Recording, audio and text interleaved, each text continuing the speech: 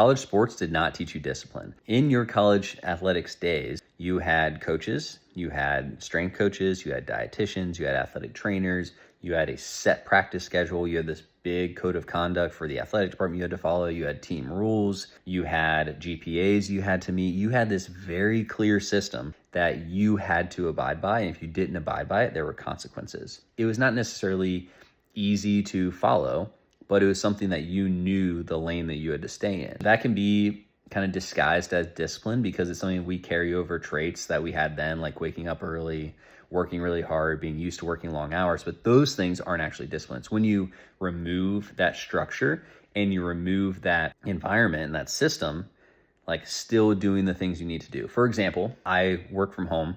I have calls during the day, but there's a lot of time where I could be like laying on the couch. I could be out doing other things. But what discipline is, when I can do those other things, that they're blocked off by some rule, I do those things because both I want to and I have the ability to refrain from doing the other things and focus on what I actually need to focus on. You can develop discipline during your time as an athlete if you recognize that and you continue to carry that over. But that's one of the biggest things that we see people struggle with when they graduate.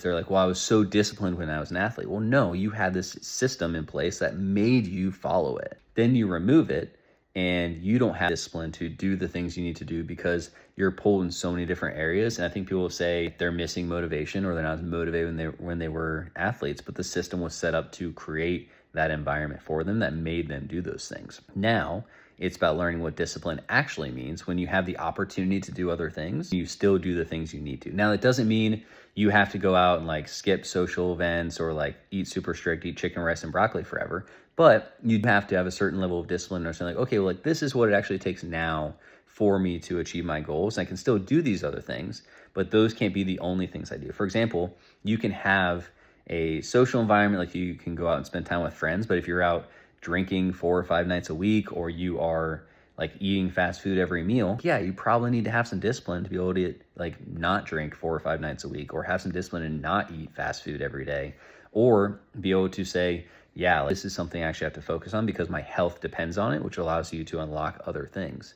But sports in itself does not actually create the discipline. It creates the system that teaches you what discipline looks like. Then you remove the system and you need to still be able to do the things you need to do to get what you want out of life or a specific goal.